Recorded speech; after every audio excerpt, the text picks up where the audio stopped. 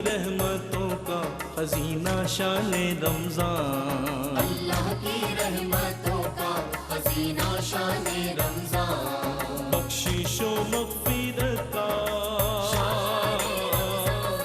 بخشش و مغفرت کا سفینہ شان رمضان، اللہ کی رحمتوں کا خزینہ شان رمضان۔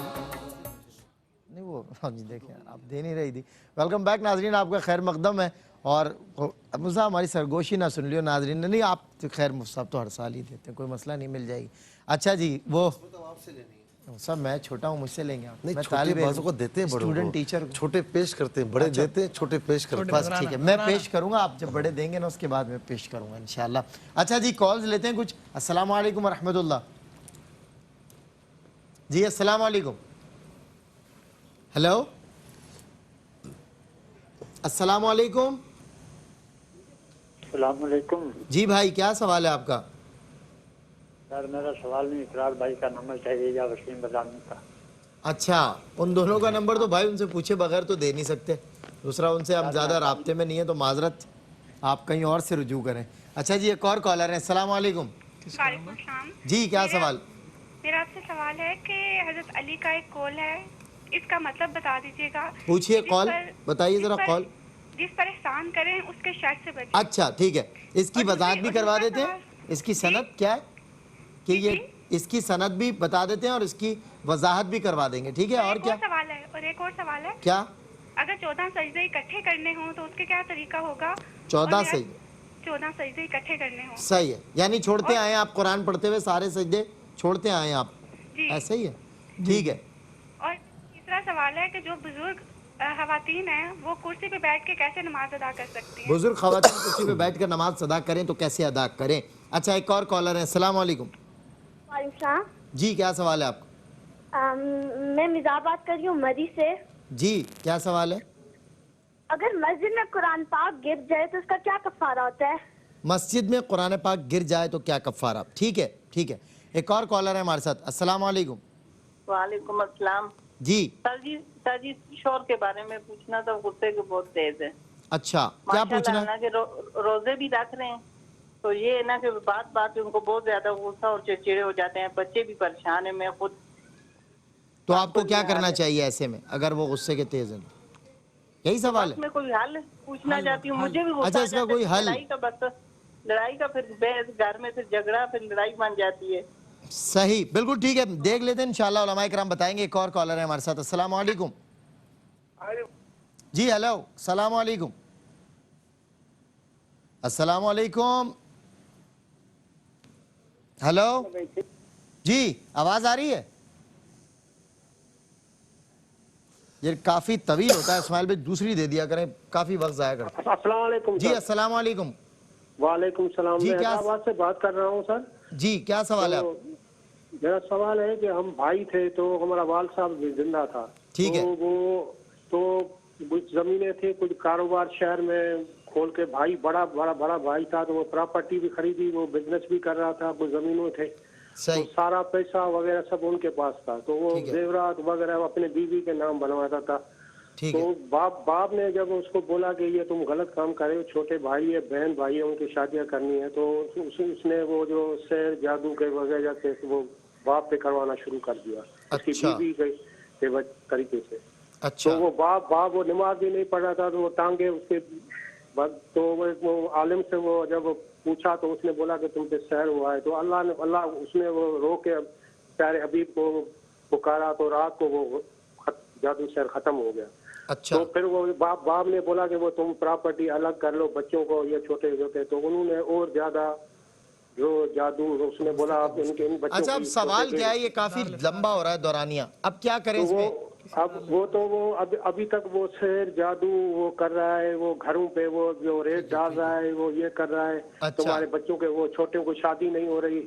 چلے تو انشاءاللہ اس قصے کو سوال بنا کر جواب دے دیں گے، وضاحت کر۔ لاسٹ کال لے رہا ہوں صاحب ایک، اس کے بعد جوابات کی طرف۔ جی السلام علیکم۔ وعلیکم السلام۔ سر میں پوچھنا چاہ رہا ہوں، قرآن پاک کو ویسے تو باوضو چھونا چاہیے اور پڑھنا چاہیے، جو موبائل میں جو ہم ایپس رکھتے ہیں قرآن پاک، کیا اس کو ٹچ کر سکتے ہیں یا نہیں؟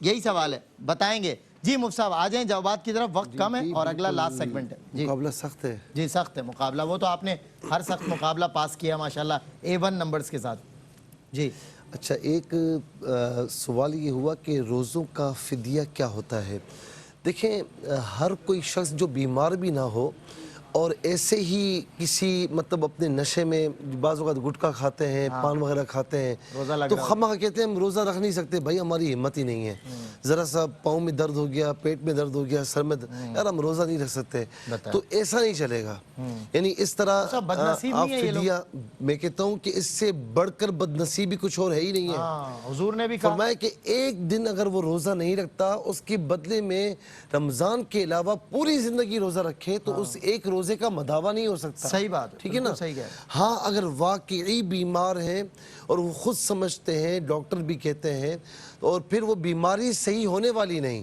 یا پھر اتنا بوڑھا ہو چکے ہیں کہ اب وہ چلنے پھرنے کے قابل نہیں ہے اٹھنے بیٹھنے کے قابل نہیں روزہ رکھنے کے قابل نہیں تو اب ان کے لیے یہ ہے کہ اپنے ہر روزے کے بدلے میں فدیہ دیں فدیہ کتنا ہے ایک مسکین کو 2 وقت کا کھانا کھلانا ہے یا اتنی رقم دینی ہے اچھا اس میں ایک بات یہ بھی یاد رہے کہ آپ ایک مسکین کو 2 وقت کا کھانا دیں گے یا اتنی رقم دیں گے لیکن ایسا نہیں کہ آپ ایک ہی فطرے کی رقم یا ایک ہی فدیے کی رقم آپ چند لوگوں میں بانٹ دیں ایسا نہیں ہے وہ ایک کو مکمل آپ کو دینا ہوگا اور یہی بات جو فطرانہ کے حوالے سے بھی کی تھی اس میں بھی یہ کہ آپ کو ایک کو مکمل دینا ہوگا ایسا نہیں کہ ایک آپ نے اس کو بھی دے دیا اس کو بھی دے دیا سب میں بانٹ دیا ایسا نہیں ہے ہر فیکس جی جی ٹھیک ہے فدیے میں اور فطرانے میں یہ مد نظر رکھیں ٹھیک ہے اچھا ایک یہ ہے کہ سوال یہ ہوا کہ وسوسے بہت آتے ہیں تو وسوسے دیکھیں شیطان کی طرف سے اور گھبرائے نہیں کہ جس کے پاس دنیا میں دولت ہوگی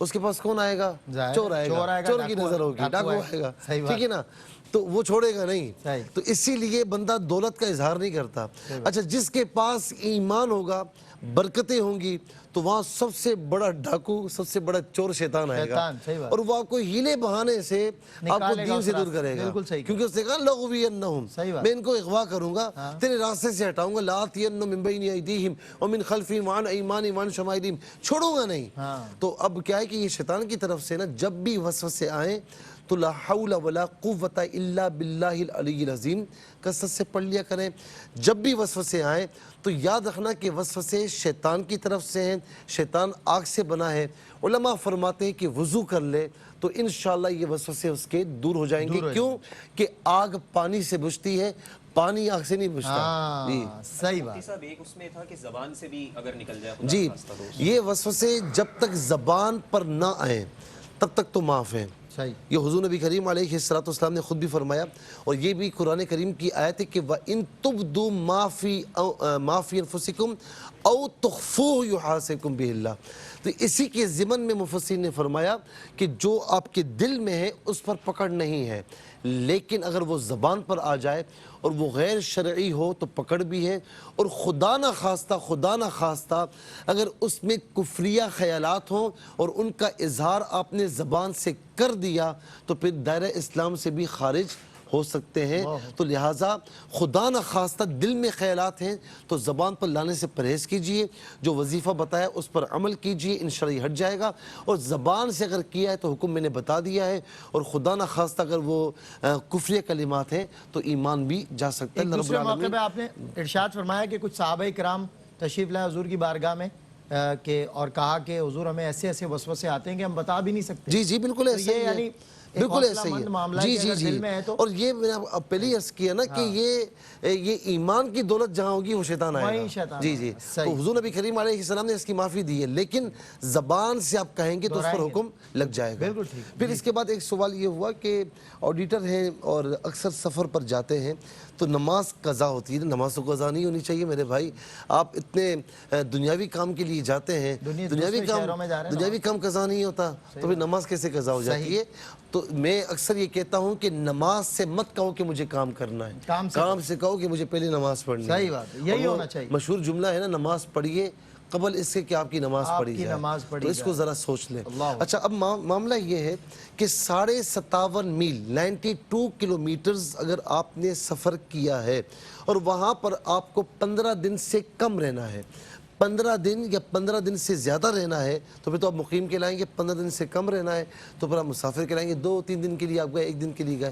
اب خدا نخواستہ وہاں پر آپ کی نماز قضا ہوتی ہے تو حکم یہ ہے کہ قصر نماز قضا ہو تو پھر آپ گھر آنے کے بعد بھی اگر اس کی قضا پڑھیں گے تو وہ قصر ہی پڑھی جائے گی۔ اسی طریقے سے آپ کی گھر میں حالت اقامت میں جو نماز قضا ہوئی، چونکہ حالت اقامت ہوئی تو اب قصر یعنی سفر میں بھی آپ حالت اقامت والی نماز قضا کریں گے تو پوری جو ہے وہ قضا کرنی ہوگی۔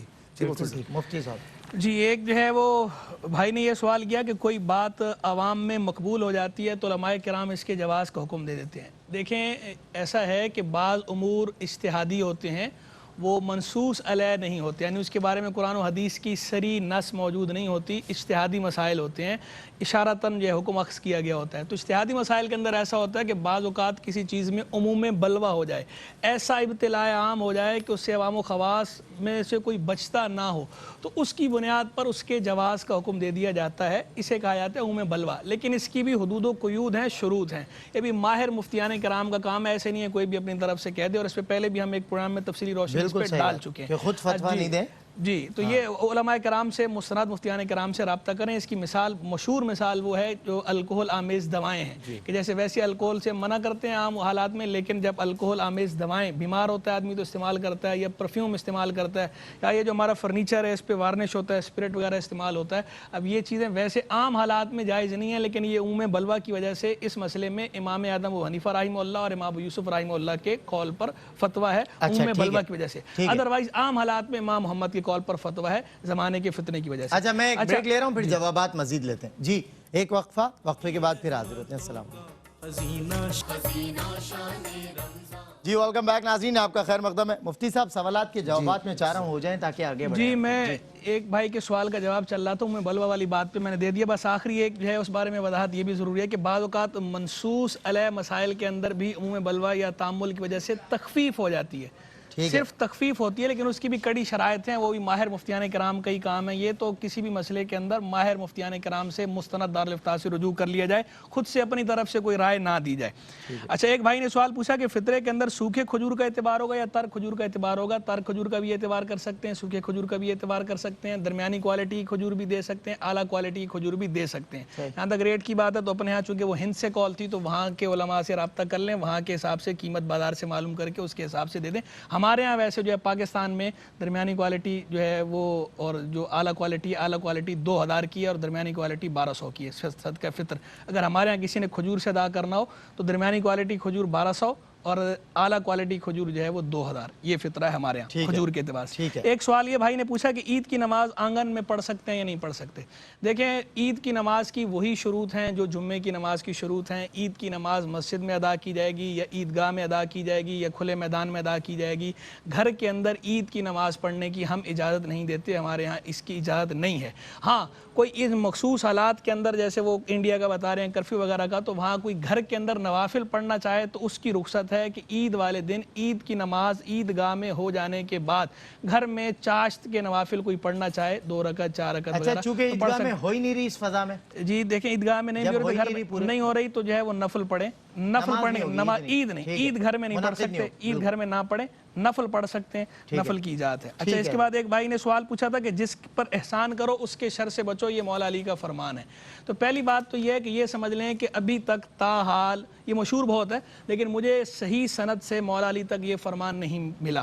بعض کتب میں منقول ضرور ہے لیکن جن کتابوں کے اندر یہ بات لکھی ہوئی ہے، اول تو بلا سند لکھی ہوئی ہے، دوسری بات یہ ہے کہ ان کتابوں کے اندر بہت سی باتیں سبق آموز لکھی ہوئی ہیں، بغیر سند کے فرضی باتیں بھی ہیں، وہ صرف سمجھانے کے لیے۔ تو جب تک صحیح سند مولا علی تک اس کی دستیاب نہ ہو اس وقت تک ہمیں بالخصوص مولا علی کرم اللہ تعالیٰ وجہہ الکریم کی طرف منسوب کر کے بیان کرنے سے بچنا چاہیے۔ دوسری بات، جن کتابوں میں لکھا بھی ہے تو وہاں بھی اس کا مطلب کیا ہے، اگر بالفرض کسی بھی بزرگ کا قول مولا علی کا نہ ہو کسی اور کا ہو تو اس کا مطلب یہ ہے کہ لوگ 2 طرح کے ہوتے ہیں، ایک اعلیٰ ظرف لوگ ہوتے ہیں، دوسرے کم ظرف لوگ ہوتے ہیں۔ تو جب انسان کسی اعلیٰ ظرف پر احسان کرتا ہے تو وہ احسان شناس ہوتا ہے احسان مانتا ہے, قدردانی کرتا ہے اور آدمی کی عزت کرتا ہے, احترام کرتا ہے اور احسان کا بدلہ احسان سے چکانے کی کوشش کرتا ہے. لیکن جو کم ظرف آدمی ہوتا ہے, جب اس پہ بندہ احسان کرتا ہے تو کم ظرف آدمی احسان فراموش ہوتا ہے اور وہ اپنے مفاد کے لیے اپنے محسن کو بھی نقصان پہنچانے سے گریز نہیں کرتا. تو جس کسی بزرگ نے بھی یہ کہا ہے یہ فرمان, تو اس سے مراد کم ظرف آدمی ہے, ہر بندہ نہیں ہے جس پہ احسان کیا جائے. کم ظرف پہ اگر احسان کیا ہو تو اس کے شر سے بچو کہ وہ تمہیں نقصان اپنے مفاد کے لیے پہنچا سکتا ہے. باقی یہ بات بھی ضروری ہے آخری کہ مولا علی کرم اللہ تعالیٰ وجہ الکریم کی طرح بہت سے لوگ بہت سے اقوال منسوب کر دیتے ہیں, یہ نہیں کرنی چاہیے. ایسا نہیں ہے کہ ہر اچھی بات جو ہے جو مولا علی نے ہی فرمائی ہو. مولا علی اچھی بات ہی فرماتے تھے, لیکن ہر اچھی بات مولا علی نے فرمائی ہو یا ہر اچھی بات حدیث ہو یا ہر اچھی بات آیت ہو, یہ ضروری نہیں. تو اس کا لحاظ رکھا جائے, اس طرح کسی کی طرف منسوب نہیں کرنی چاہیے. بالکل ٹھیک ہے. جی علامہ صاحب, یہ ایک سوال آیا کہ تفاسیر میں بعض اوقات ایک آیت کی تفسیر میں ایک سے زیادہ اقوال نقل ہوتے ہیں, تو کس قول پر عمل ہوگا؟ اچھا مفتی صاحب آپ کچھ کہنا چاہیں گے پہلے یا میں؟ نہیں, آپ فرمائیں اس میں, اور شور غصے کی بہت تیز ہے, اس پر بھی آپ کریں. ٹھیک. جی اچھا سلمان بھائی, یہ بات سمجھنا بڑا اہم ہے کہ جس طرح قرآن کریم ہم پڑھتے ہیں تو قرآن کریم کی جو تفسیر ہے, جو تعبیر ہے, وہ تعبیر, وہ تشریح وہ ہونا ضروری ہے جو سرکار دو عالم صلی اللہ علیہ وسلم, صحابہ کرام, اہل بیت, سلف الصالحین کے منہج کے مطابق ہو. صحیح. مثال کے طور پر آج کے دور میں کوئی اٹھ کر کہے کہ بھائی صلاۃ کا مطلب وہ ہے جو میں بیان کر رہا ہوں, تو یہ قابل قبول نہیں ہے. زکوٰۃ کا مطلب میرا لے لو, حج کا مطلب میرا لے لو, میں اپنی عقل سے ذاتی رائے سے تفسیر حرام ہے, اجازت ہی نہیں ہے. تو اس میں منہج سامنے رہنا ضروری ہے. جو سواد اعظم کا منہج ہے اس کو محفوظ, اللہ رب العزت کے فضل سے وہ بھی محفوظ ہے. صحیح.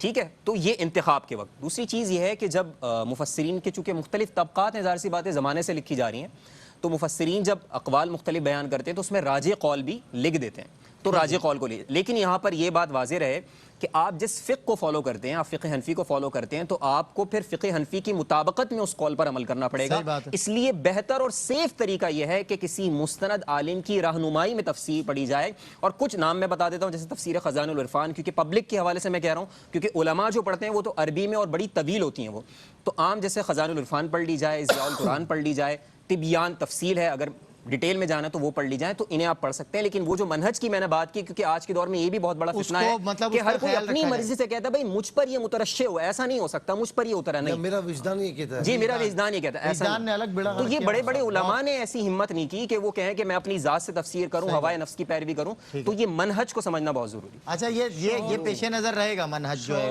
سواد اعظم کا, جو غصے کے تیز ہیں. جی, تو یہ چونکہ ایک اخلاقی مسئلہ بھی ہے, اور دوسری بات ہمیشہ ہمیں قرآن و سنت کی روشنی میں یہی بات سمجھائی گئی ہے کہ آپ نے غصے پر قابو رکھنا ہے. اور طلاق اس کی سب سے بڑی دلیل ہے کہ کتنا ذرا سا کام آپ کرتے ہیں لیکن اس کے پیچھے ٹریگر کرنے والی چیز اینگر ہوتی ہے, لہٰذا اس کی سزا ملتی ہے. پھر آپ کو وہ سارے معاملات سب پر واضح ہیں, وہ سزا ایک طرح سے, کیونکہ آپ نے اپنی زبان کو کنٹرول نہیں کیا, اپنے اینگر کو کنٹرول نہیں کیا, تو وہ ریوارڈ آپ کو دنیا میں بھی مل گیا کہ آپ کس طریقے سے معاملات آگے فنش ہوں گے. لہٰذا اخلاقی طور پہ بھی اپنے آپ کو سنبھالیں, باضبط رہیں. ہاں شرعی معاملات کہتے ہیں نا لا طاعۃ لمخلوق فی معصیۃ الخالق, وہ اصول اپنی جگہ برقرار رہے گا, بٹ اپنے غصے کو کنٹرول کریں, یہ ایمان کا تقاضا ہے. کیا بات ہے علامہ صاحب, قرآن کریم کا بھی حکم ہے کہ صلح اختیار کریں. جی بالکل, کہ اس میں انشاءاللہ رشتہ بگڑے گا نہیں. صحیح. اچھا مفتی صاحب, ایک اور بھی تو آپ علماء اکثر ہماری رہنمائی کے لیے کہتے ہیں کہ جوڑو توڑو مت, اور جوڑنے کے لیے اگر کسی کو, یہ بھائی ہمارا نہیں ہے, یہ حضور نبی کریم علیہ السلام کی حدیث سے آپ تو جو بھی رہنمائی فرماتے ہیں قرآن و سنت سے ہی ہے نا, وہ تو قرآن و سنت سے ہٹ کے آپ بات نہیں. تو آپ جو رہنمائی ہماری فرماتے ہیں کہ جوڑو توڑو مت, اور انفیکٹ اگر دو رشتوں کے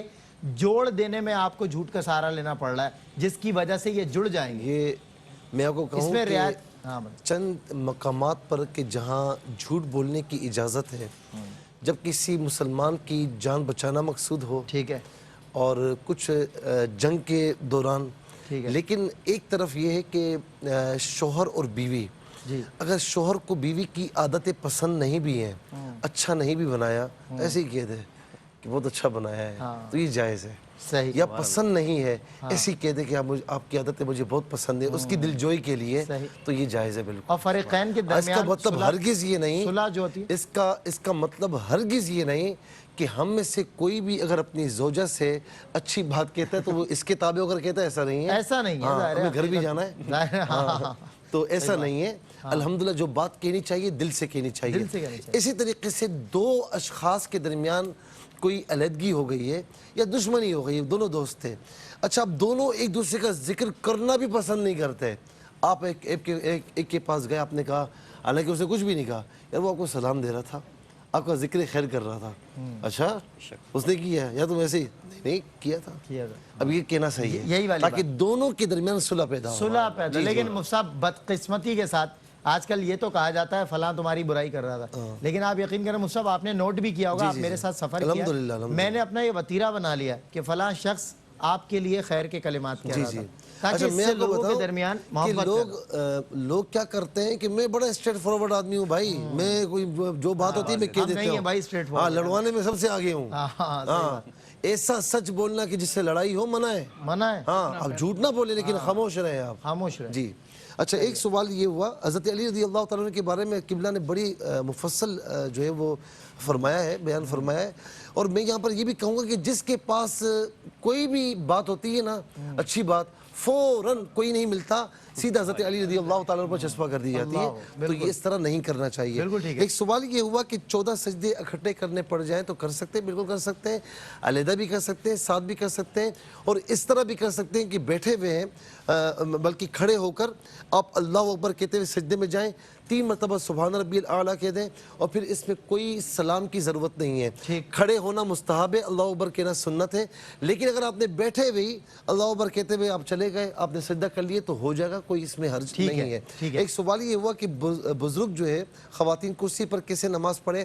دیکھیں پہلی بات تو یہ کہ جتنا قیام کر سکتے ہیں کر لیں, جہاں پر تھک جائے تو بیٹھ جائیں. جب کرسی پر بیٹھیں جو زمین سے 12 انچ اوپر ہو, یعنی جہاں پر آپ وہ کر رہے ہیں, سجدے کی جگہ زمین سے 12 انچ اگر اوپر ہے جس طرح کرسی میں ہوتا ہے, عام طور پر کرسی اور سامنے ایک تخت نما لگا ہوا ہوتا ہے, تو کچھ لوگ وہیں پر سجدہ کرتے ہیں, تو وہاں پر سجدہ نہیں کریں گے. جب کرسی پر بیٹھے ہوئے تو آپ نے بیٹھا نماز پڑھی تو رکوع آپ تھوڑا جھکیں گے اور سجدے میں تھوڑا اور زیادہ جھک جائیں گے, تو اس طریقے سے سجدہ نہیں کر سکتے. جس طریقے سے ہم زمین پر پیشانی ٹکاتے ہیں تو آپ تخت پر پیشانی نہیں ٹکا سکتے.